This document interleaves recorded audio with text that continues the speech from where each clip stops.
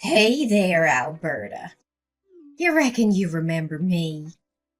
It's your future ma-in-law, Dorothy, coming your way. Ha! Boy, oh boy, do I have a surprise for you. Oh, hello, Dorothy. It's really nice talking to you. Thanks for inviting me to your family dinner yesterday evening and even letting me stay at your place. I loved the cozy atmosphere and your simply delicious cooking. To be honest, I felt like I was truly at home. Oh, it was nothing, darling. Just my way of showing you the heartiest welcome into my family.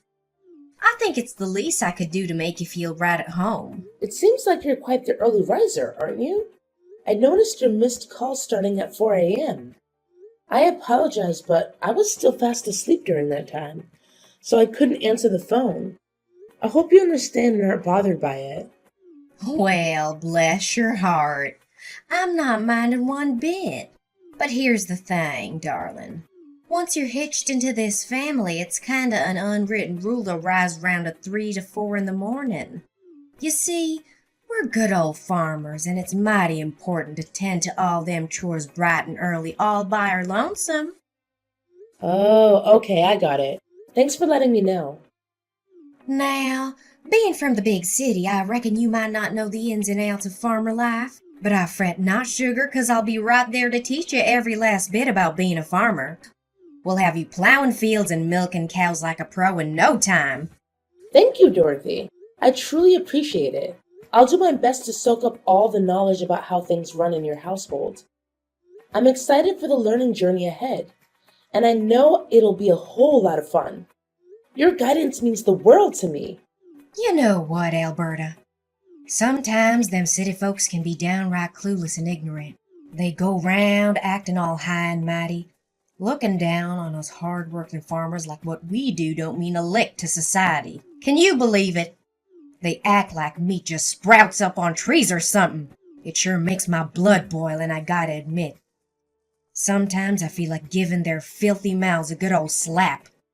No offense, darling, but it sure gets under my skin. Oh, I understand, Dorothy.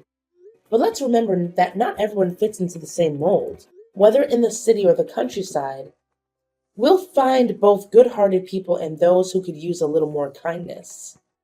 Oh, well, bless your heart, sugar. What in tarnation do you mean by that? Are you insinuating that your precious old mother-in-law is no good? I declare that cuts me to the core. I reckon that's just some mighty characteristics of them city folks, innit? Always looking down on us country folk. Oh no, Dorothy. You've completely misunderstood me. I never said a word about you being a bad person. Please don't take it that way. Well, darling, it's all good and dandy. I understand that change don't come easy, especially for folks who've been brought up to disdain us hard-working farmers. I reckon your folks might have filled your noggin with a heap of hogwash and misconceptions about us, trying to make you despise us. But let me tell you, sweetheart, none of that hogwash holds a lick of truth. If we want to have a harmonious relationship, you gotta let go of them silly prejudices your parents planted in your mind about us country folk. I apologize, but you've got it all wrong. My parents and I hold no prejudice against farmers. Truth be told, we have nothing but the utmost respect for you and all the hardworking people who toil away in the fields and farms day in and day out, providing us with nourishing food. Ho, ho, ho. Well, now, sugar, if that's what you say, we'll just have to wait and see if your actions back up them words. We all know talk is cheap, and it's actions that truly speaks volumes. On another note, you must have gotten quite a bit of info about me and our kin from our talk yesterday. But there's a few more things I haven't had a chance to share with you just yet. Oh, all right then. If you think it's necessary, or if you genuinely want to share, feel free to tell me about those things. I'm all ears and open to hearing whatever you think is important for me to know. Oh, it's nothing major, darling.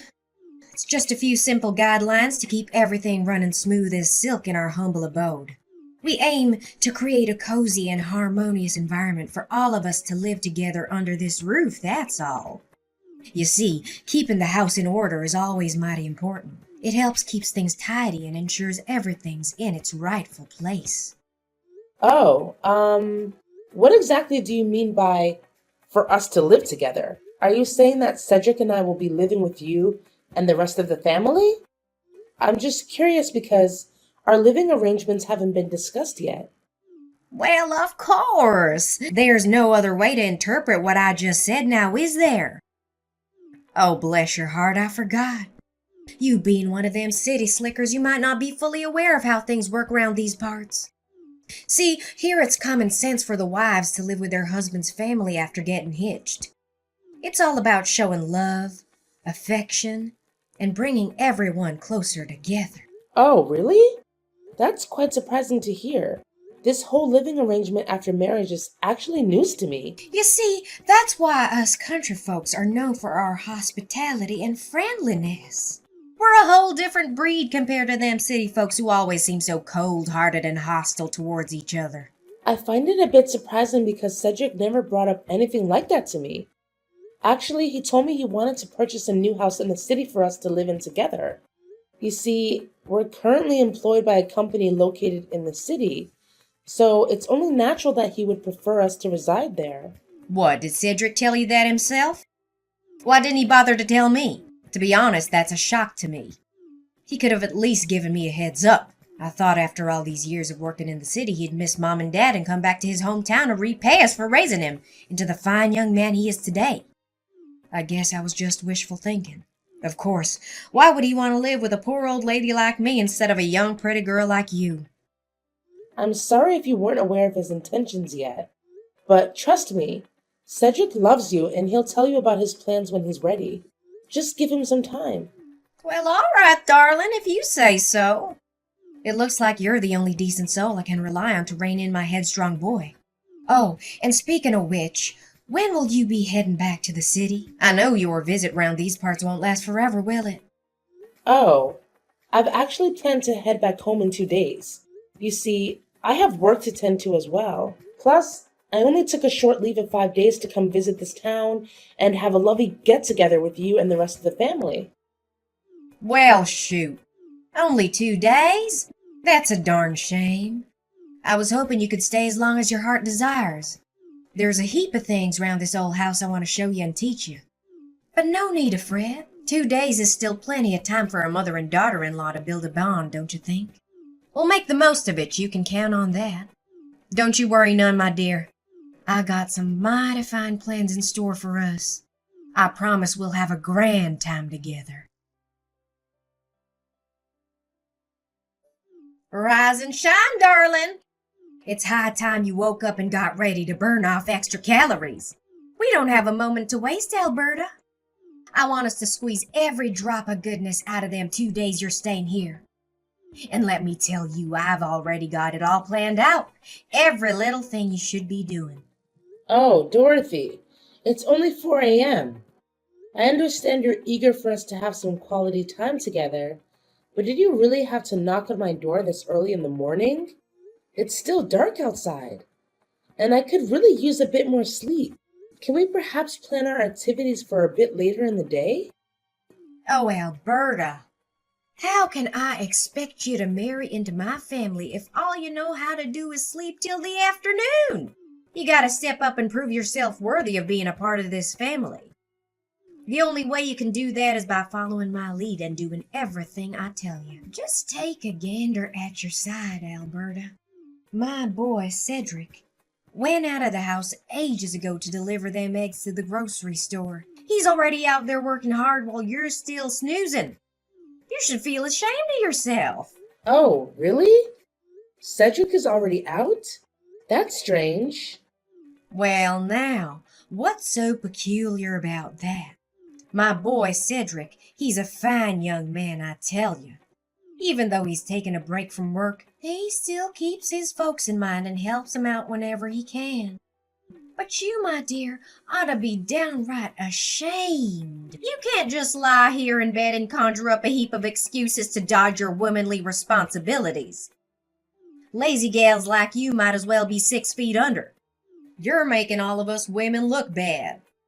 Back in my day, a lass like you would have gotten a good whack with a rod for pulling that kind of stunt.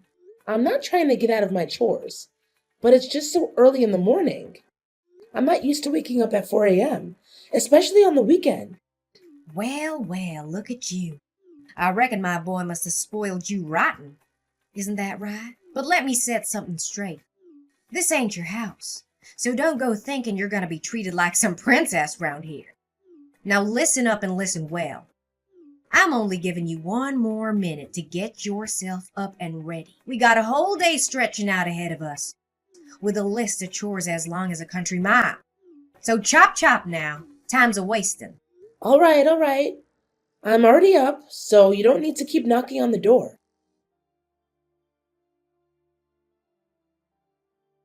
Have you finished all them morning chores I gave you, darling? I sure hope you did, 'cause if you didn't, rest assured, I'll make sure you get a good old-fashioned punishment that you rightly deserve. Honestly, Dorothy, how can you expect me to complete every single task on your never-ending list in just a few measly hours? And to top it off, you didn't even bother showing me how to do them. Now hold your horses there. No need to be a drama queen. Is this how them city slickers always act? Complaining at the first sight of a little challenge? If you're gonna keep acting like a soggy noodle soup, then I reckon you're not the right match for my son, darling. Perhaps a drama queen like yourself ought to find someone who's just as skilled at stirring up a fuss over nothing. Face the facts. You just don't fit in with our family. It's high time you admitted it. Your words don't make any sense. Instead of pointing fingers at me, why don't you take a good hard look at the mile-long list of chores you handed me? Feeding livestock, mending fences, planting corn, scrubbing the hog lot and chicken house, and even taking showers for the pigs. The list goes on and on. Can you blame me for feeling overwhelmed? Well, well. Just a friendly reminder for you, darling. We ain't gonna be using no fancy corn planter contraption. Nope. You'll be planting them corns by hand. Every last one of 'em. We gotta cover that whole field with them seeds, you hear? Now it'll be a mighty fine exercise for lazy gals like yourself. No rush. Take your sweet time, but make sure that the work gets done by the end of today. I'm not taking no excuses for no delays. You got that loud and clear? Manually plant the corn? Are you joking? Do you even realize that the cornfield is a whopping 40 acres in size? It would take me days on end to get that done by hand. Not to mention the scorching hot temperatures we're dealing with. I'd literally keel over from the heat. Now, what's all the fuss about? Planting corn seeds by hand is as natural as a cow chewing cud. Our ancestors have been doing it that way for ages. How do you reckon they managed to handle all that planting business without fancy machines? They relied on their trusty hands, that's how. It's a good old tradition that's been passed down through generations, and we aren't breaking it now. And what about this business of taking showers for the pigs? Do you honestly expect me to handle that all by myself? Now listen up, you lazy sloth. There's nothing too much for a woman to handle round here, and you better believe you'll be taking showers for each and every one of them pigs in that lot. Remember to be extra gentle so as not to hurt my precious pigs. They're worth their weight in gold, my money, so you better take extra care with them. And let me make it clear, if I see even one scratch on their skin, you'll be paying for the damages. You hear? Oh, and by the way, you're only allowed 1 hour to get it all done. So get to it! You've got to be kidding me. Look, I appreciate that you care about your pigs, but do you realize that there are hundreds of them on your farm? You can't honestly expect me to wash each and every one of them by myself. And on top of that, in just 1 hour. Seriously? Tell me, are you a human or a pig yourself? A human can't be that lazy. Now listen here. You bring nothing but shame to all them fine ladies like me. Why don't you mosey on over to the hog and make yourself at home? You don't have to do much there. Just snooze, chow down, and wait for others to tidy up after you. I reckon that kind of life must be a dream come true for lazy folks like yourself, huh? Boy, oh boy, how pitiful. Listen, Dorothy. I'm not sure what's gotten into you, or if I've unintentionally upset you, but I believe you're being unreasonable here. I've already pitched in by feeding the chickens and tidying their coop this morning. And that's about all I can manage for now. Oh, what do you think you're doing? Define your own mother-in-law like that. Is this the way a daughter-in-law ought to treat her husband's dear old mama? I can't rightly believe my own ears. If you keep carrying on like this, there's no way I'm letting you get hitched to my boy, you hear? Alberta, I know you're within earshot, so quit ignoring me. It's mighty rude and disrespectful, and you dang well know it. Alberta, I'm demanding an answer this instant. I swear on my boots, if you keep ignoring my commands, there'll be consequences to pay.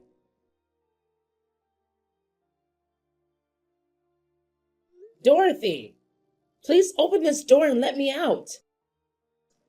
Why would you do something like this to me? Why did you shove me into the hog lot and slam the door shut? I haven't done a single thing to harm you, Dorothy. I don't deserve this treatment. Well, isn't that just a fitting consequence? That's what happens when you defy my commands, darling. Now you best learn your lesson and be a good, obedient daughter-in-law. You'll be sleeping right alongside them dirty pigs until you change my mind and tend to all those chores I assigned you. There's nobody coming to save you now. My husband and son are gone, and they won't be back anytime soon. So you better get cozy with them hogs, 'cause you're on your own, sweetheart. Dorothy, you've gone plumb crazy. I genuinely believed you were a decent person, but it's clear as day now that you harbor some deep-rooted prejudice against me. Well, isn't that just rich? Look at you, strutting round all high and mighty, acting all cocky and arrogant in my presence. Just 'cause you come from them fancy, dirty cities don't mean you're better than anyone else. I reckon you think you're some big-shot city slicker trying to lure my boy away to live in the concrete jungle with you. Well, I'll tell you right now, darling, that isn't happening. Don't you forget, I'm Cedric's mother, and he listens to me, not you. So go on and enjoy the company of them 100 of filthy pigs. Bet your whole darn body smells like manure now. Ha! Aren't you forgetting something? I happen to have my trusty phone right here with me. So I'll just give my husband a ring and tell him to come back and help me. Well, isn't that a hoot? And your wildest dream, sweetheart? I already wrecked his phone, so there's no way you can reach him no more. Why don't you just accept your fate and embrace the pig farm? 'Cause that's where you belong, darling. You've earned it, fair and square. And if you happen to feel a growling in your belly, go ahead and help yourself to the same grub my pigs enjoy. Heard it's mighty nutritious, them pig feeds. Who knows, maybe if you slick around long enough, you'll morph into a pig yourself. Ha! Although, truth be told, you're not far off from one as it is. Dorothy, you've gone completely off the rails. If you don't get me out of here, I swear I'm gonna call the police on you. I'm not even joking with you. Well, aren't you just a bundle of joy? If you feel so inclined, go right ahead and trot on down to the police station. But let me tell you, darling, it's a mighty long ride from there to my house. And truth be told, they wouldn't care about some petty squabble like this. It's not worth their time, I reckon. Oh, I'm just tickled pink with happiness. Can't believe my luck, seeing my revenge play out so smoothly. Every little piece fell right into place just like I planned. Now, Alberta, darling, there's no point in wailing or making a fuss. There's nobody around here to hear you. Best accept your fate and let yourself rot in that pig farm.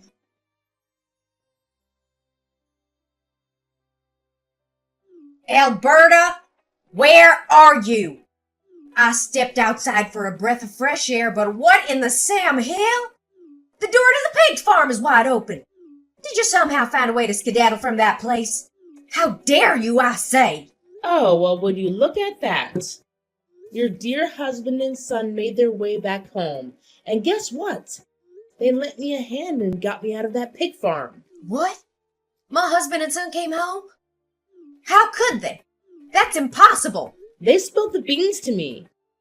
You convinced them to haul those eggs clear to some distant grocery store, and then you went and tampered with their car so they couldn't make it back.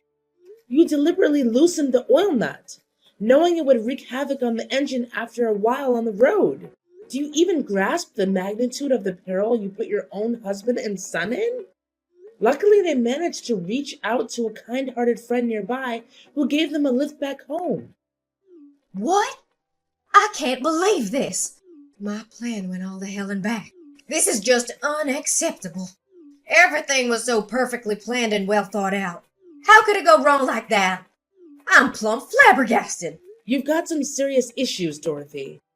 What on earth possessed you to concoct such a twisted scheme? Is it because you harbor some hatred towards me and wanted to seek vengeance? Honestly, I haven't even done anything to you to deserve this. You hit the nail on the head. It's true, I can't stand you. I despise the fact that you hail from them big cities. Can't stand that high and mighty cocksure attitude you dish out when you talk to others. I also can't stand the fact that you roped my boy into moving to the city and shacking up with you for good. Honestly, you make my stomach turn. There isn't a single thing about you that stirs up any sympathy in me. That's downright absurd. It's not true at all what you're saying. I'm not done talking. All you're good for is whispering poisonous words in my son's ear about me, trying to turn him against his own kin. In other words, you engineered the whole thing, plotting and scheming to tear my family apart. You're the root cause of why my boy chose to abandon his family. Why on earth are you making such generalizations about people from big cities? I've never behaved in a cocky or arrogant manner, and your accusations are completely unfounded. And besides, I had nothing to do with Cedric's decision to move to the city. He's a grown man, and he can make his own decisions. In fact, he told me that he hates it when you try to dictate his life. Wait, what? Cedric can't stand me. No way. Does this mean I lost this battle? No. No! I flat out refuse to reckon with this reality. You best believe you need to send my boy back to me, you hear? I found him a new flawless bride who lives right round these parts, near my house and my farm. If Cedric ties the knot with that gal, he'll be settling down right here with me for good and help me with the farm work. Stop daydreaming, Dorothy. Oh, and by the way, your husband told me that what you did to him is unforgivable. That's why he decided to leave you for good. You'll be receiving divorce papers from him soon. Hold on there just a cotton-picking minute. Divorce papers? Are you plumb loco? Why in the world would my own husband want to divorce me of all things? You heard me crystal clear, and as you might expect, Cedric didn't keep it a secret either. He made it known to me that he intends to take legal action against you. Tampering with someone's vehicle and causing damage to the engine is a grave offense, and the consequences are severe. You'll find yourself behind bars for committing such a crime. What on earth are you yammering about? Prison? Are you pulling my leg right now? I haven't done anything wrong. I simply loosened the oil nut in their car just a smidge. It wasn't nothing too severe now, was it? I just wanted to keep them from making it back home. I reckon this matter ain't something that needs to be dragged out into court. It's not all that serious if you ask me. You're terribly wrong, Dorothy. As I mentioned before, tampering with someone's car is a grave offense. And mark my words, you'll face the consequences fitting for such a crime. Rest assured, the punishment won't be anything light. It will be substantial and just. No way! You're totally trying to scare me with your bluff. I'm not falling for your lame trap. Not in a million years. Seriously, it makes zero sense that my son and husband would ever throw me behind bars. They'd have to be absolute monsters to even think about doing something like that. Nah, Dorothy. They ain't the monsters here. You're the one wearing that title. You put your own husband and son in serious danger all because you wanted revenge on me. Listen, I'm not going to waste any more of my precious time talking with you. It's your turn now to deal with all the mess you've caused. Just remember, Cedric and I are hitting the road real soon, and we ain't ever coming back. Oh, you can hide in the pig farm if you want, haha. No! This is just too much. Alberta, I'm begging you. Talk some sense into my husband and son. They can't just ditch me like this. We're family, for crying out loud. This isn't how family should treat each other, no way. Look, I'm sorry, all right. I messed up, I admit it. So please cut me some slack this time. I promise I'll support your wedding with Cedric. You've got my blessings. I really don't want to end up in prison. That place isn't for me. It's for real criminals, and I'm definitely not one of them. Why didn't you think it through before committing that terrible crime? It's already way past time for apology now. You've made your bed, now lie in it. No one's gonna swoop in and save you from facing the music anymore. It's time to own up to the consequences.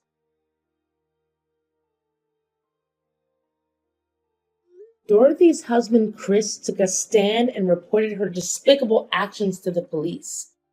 Eventually, she was found guilty as charged and sentenced to prison. Shortly after, Chris and Dorothy decided to get divorced.